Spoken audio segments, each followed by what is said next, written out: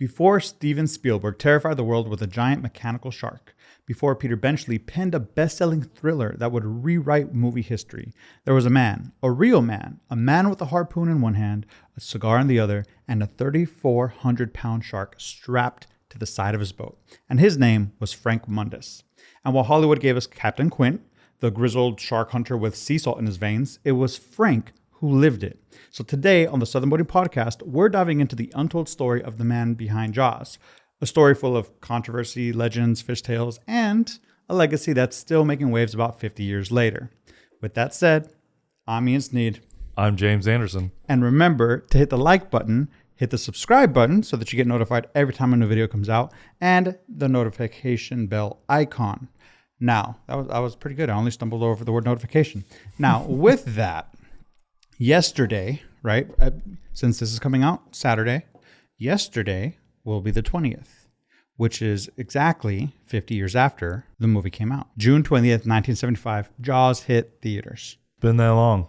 Yeah. Obviously, I wasn't born when this movie came out. I was so about now to you guys ask. kind of know my age, but I was going to say, it's like, you weren't born yet. You were but I do remember watching this movie as a kid, and I was terrified by it, to be honest. It's kind of one of those movies, especially growing up in South Florida. It kind of prevented me from being okay with going in at the beach and getting off a boat and, jumping in the water at that point in time. I mean, when I saw it as a kid, it had already been out for a while. It was already in pop culture, and it terrified me of sharks. I thought sharks were going to be a much bigger threat in my life, just like quicksand. I always thought quicksand was going to be a big threat in my life, and I've never come across it once.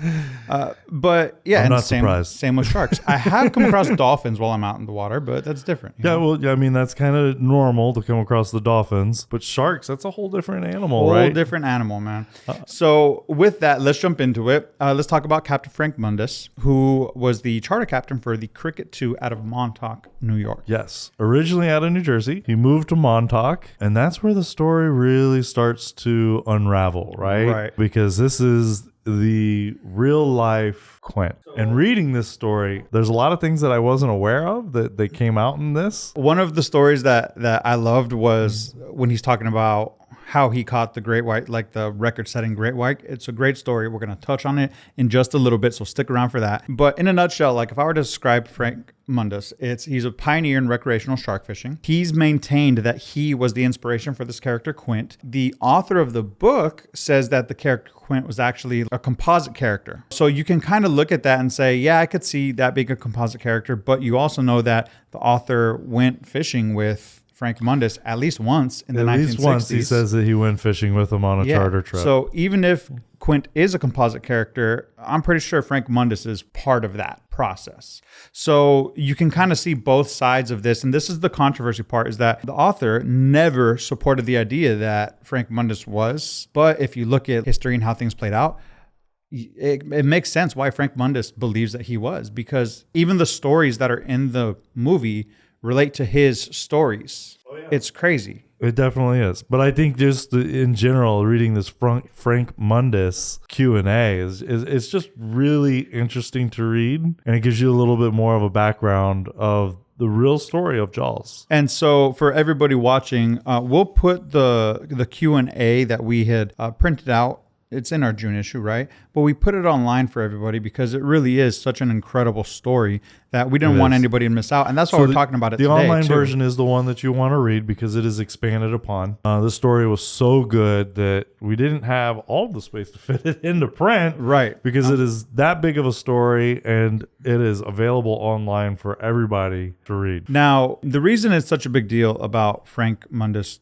Captain Frank Mundus, going after shark fishing, right, was because at that point that wasn't part of the fishing industry. As a matter of fact, people did not go, they did not think highly of anybody that went intentionally fishing for sharks. No. So he even used to advertise that monster fishing, right, not shark fishing, because otherwise no one would call. So monster fishing, he would get calls, and that's how he built out his fishing charter business.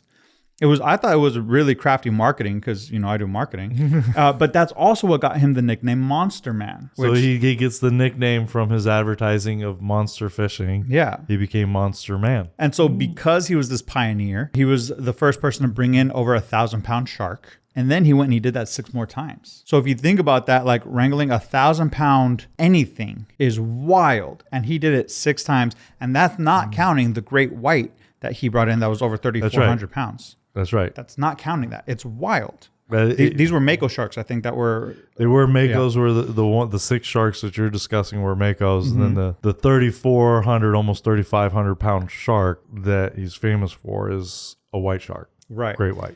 Now, one thing that I really liked reading in this interview was they asked him whether he made the movie or the movie made him. And he goes, well, obviously, we made the movie possible by existing and living our life. So they asked him a follow-up question of, well, how do you think the movie affected the industry? And he goes, well, it didn't affect me any because I was already booked up for what I was doing. Right. I thought that was really interesting when he said that, but it helped every other charter around him. Exactly. Which is interesting. So he was already a well-known charter captain. And, so it didn't really help him because he's always been fully booked. People were popular with him and what he did was popular, but not really popular, but became popular and he was booked. But the industry changed because of him. Right. What I thought was really interesting is where he talks about what it did for shark fishing and how he despised some of it. Yes. Because of people coming down the docks and talking to him and saying they want to go kill sharks. And he was like, that's not what this is about. Right.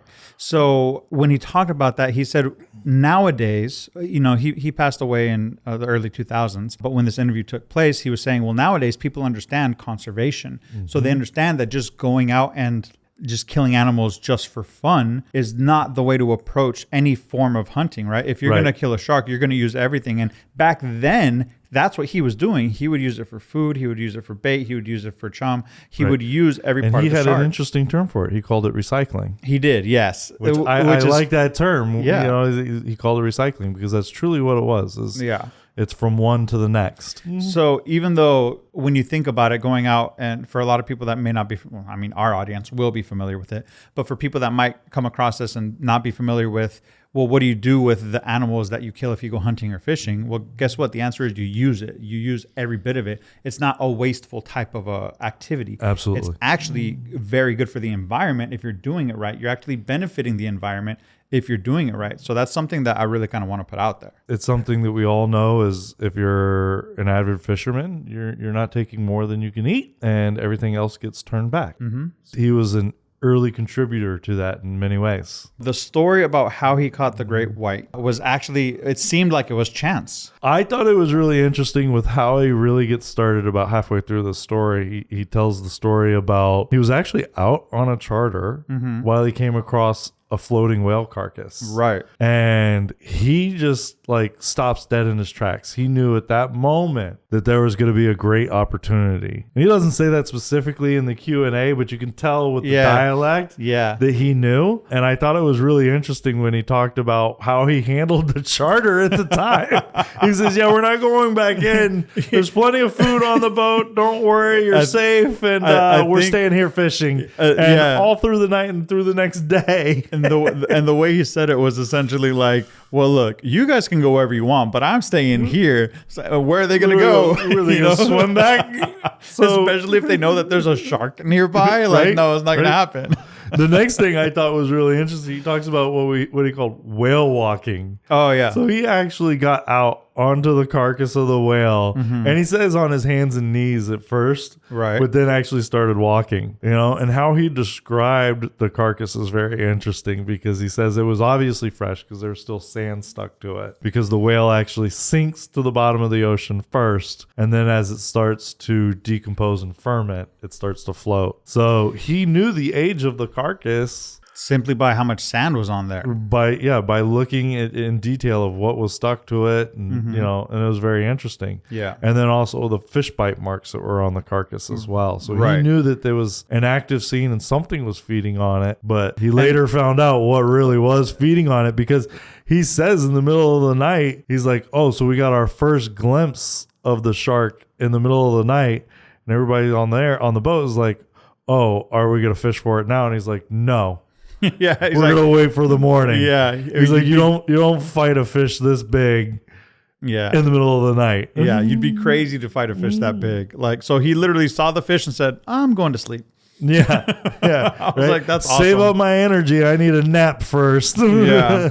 So then the next morning, they actually bait the shark. And once the shark took the bait, it took about 2.5 hours before they get that first. Right. Almost 3 hours in total. Yeah, to get the shark secured. Exactly. Yep. So interesting. And he talks about some of the equipment too, which I found very interesting, and how some of these sharks can absolutely destroy this equipment. Doesn't really surprise me, to be quite honest. And it's stainless steel, like it's wild. So with the size of the line he was using was 3/16 stainless steel 7-strand cable, and these sharks are capable of biting it in half. Yeah. He actually described what it looks like when he gets it back, and he says it looks like a grenade took a chunk out of it. Unbelievable, right? But you're looking at some of these huge sharks. So this shark is just shy of 3,500 pounds. Monstrous. Absolutely monstrous. And then he didn't get back in. So he talked about finding it the day before, finding the whale carcass at 4 p.m., deciding to stay there, stays through the night, fishes the shark the next morning, and doesn't get back to the dock with the shark that they caught until like 11:30 p.m. And I was like, wow, that was a long charter for those guys that got stuck on board. But they probably had the experience of their life. When you think about it, like the return on their time investment is crazy because like it's literally like a record shark that they brought in, a record weight. It's just such a great story. All of the details that are in the story are unbelievable. Now, one thing I like is that at the end of the interview, he kind of says, they ask him, what did your peers kind of think about you? And he kind of says, yeah, they didn't think highly of me. He goes, but I didn't care. I was doing what I loved. And him doing what he loved is what led to us having one of the greatest movies ever, right? One of the greatest movies ever. So it's incredible when you think about that. Like, he pursued his passion, and it turned out great for everybody. Oh, a great movie. Mm-hmm. A ride that lasted a while at Universal. Oh, yeah. Both Universal parks, both Orlando and California. It's just, and it lives on for everybody, right? I mean, it's great. And it became sequels and, so on and so forth. So it's absolutely a great story. I think this is a must read. If you have any interest in this whatsoever, this is a must read. Right. And so Frank Mundus, he was a hero, he was a showman, he was maybe something in between.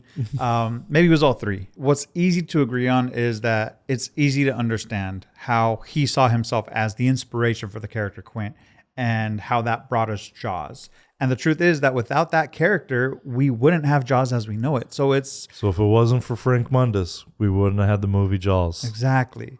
So if it wasn't for Frank Mundus and Benchley going fishing with him one day, we would have never have had the movie, because obviously Frank Mundus left an impression on Benchley. That's the only way that this happened. Right. So if you've got your own story about shark fishing or movie memories or even about Frank Mundus himself, we want to hear from you.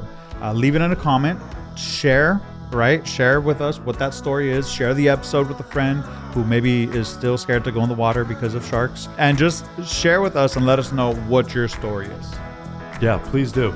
So until next time, I'm James Anderson. I'm Ian Sneed. We'll see you next week. Before Steven Spielberg terrified the world with the giant mechanical shark, and before Peter Benchley. You want to start over? Yeah, I'm going to start over. What is it? It's Benchley, right? Okay, Benchley.